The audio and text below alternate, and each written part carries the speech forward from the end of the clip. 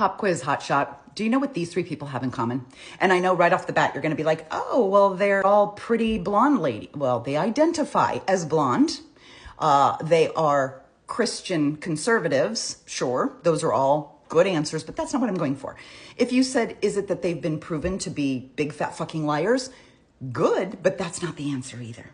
These three women are apparently such desperate, pathetic pick-me's that they wake up every single day with one purpose. And that purpose is to make you hate trans people. Even though you may not have ever interacted with a trans person, you're not really familiar with anything about the lifestyle of a transgender person, they're going to tell all kinds of fabricated stories to make you hate them. This is Peyton McNabb, January Littlejohn, and Riley Gaines. Two of them, the first two I mentioned, were at Donald Trump's State of the Union the other night. And he perpetuated their lies in front of a worldwide audience. And they stood there and smiled as if everything was true. And America is bringing the receipts.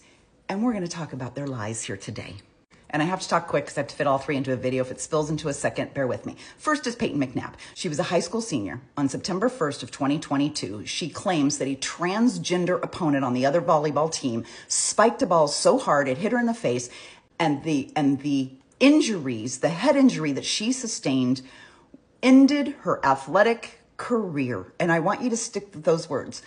A transgender person spiked the ball so hard in her face that it ended her athletic career. That's funny. That was September 1st. On September 9th, which is 8 days later, Peyton, who is, I guess, still recovering from her injuries, opened a Huddle account. If you don't know what Huddle is this sports app that young athletes go in and they put like brag posts in, right? It's videos of their games and they post all of this stuff, their stats and stuff. Probably very handy if they're trying to get college scholarships, right? They want to be able to put up a brag board somewhere. Peyton starts a Huddle account because by November, Peyton's playing basketball. So she's ended her career, but yet now she's playing basketball, varsity basketball for her high school.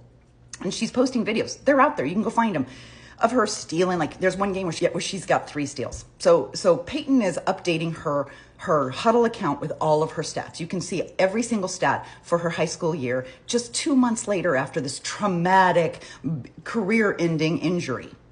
Then in the spring, get this, in the spring, Peyton's playing softball. And I'm going to say Peyton can hit because her batting average that season was .429. Those of you who don't understand batting averages, let me just show you something.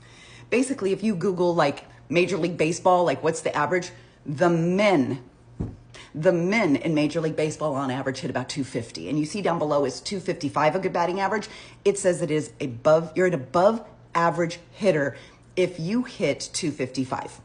So Miss Peyton's out here hitting .429, and we're supposed to believe her athletic career was ended. By the way, there is no evidence that proves that the person who hit the spike on the other team was even a transgender athlete.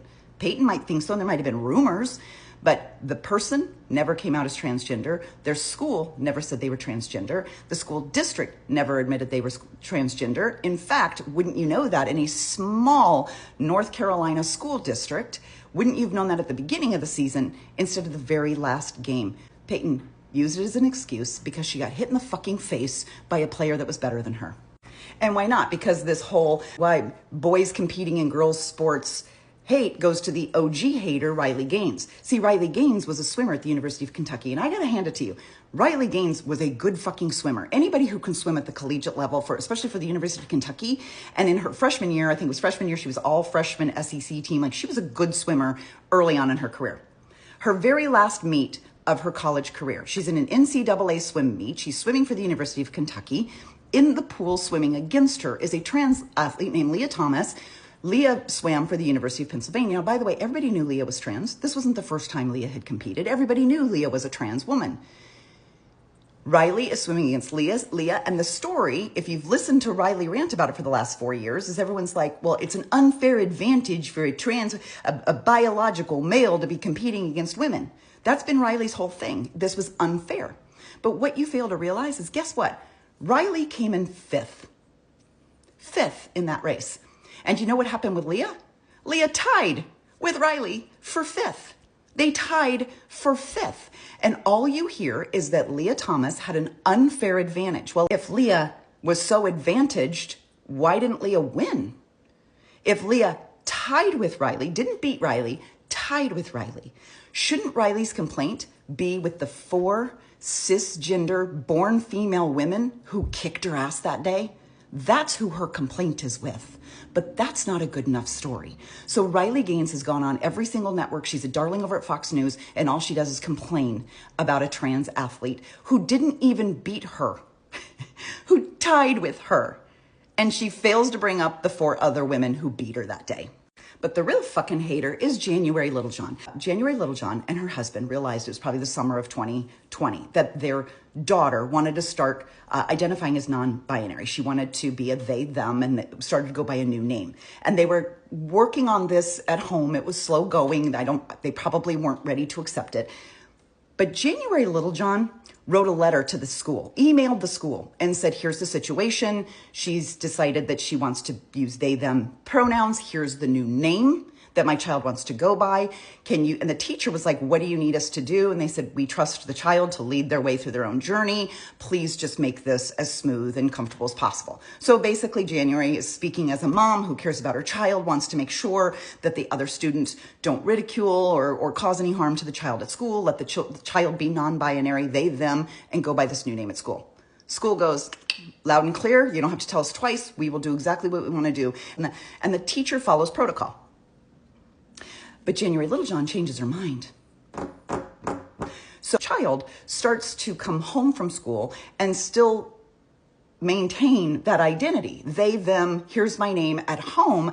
January Littlejohn decides she didn't like this, and she sues the school district. And this is where that story is, where my kid went to school a girl and came home a boy. Remember that story? Yeah. That's where this stems from. So the Littlejohns sue the school district, and guess what happens? And by the way, they go to federal court because there's friendly conservative judges at the federal court level. But even this judge said, no, yeah. The school pulls out those fucking receipts and goes, don't you remember when you gave us permission, when you asked us to treat your child this way? And the Littlejohns are like, oh yeah, we forgot. So the court goes, gavel, gavel, get the fuck out of here. But this is the story that has stuck. Donald Trump said the other night at the State of the Union, the schools are transitioning their child without permission. And January Littlejohn stood there and went, yeah, that happened to me. Fucking liars. And the whole purpose is they want you to hate trans people. Trans people make up about this much of our fucking population.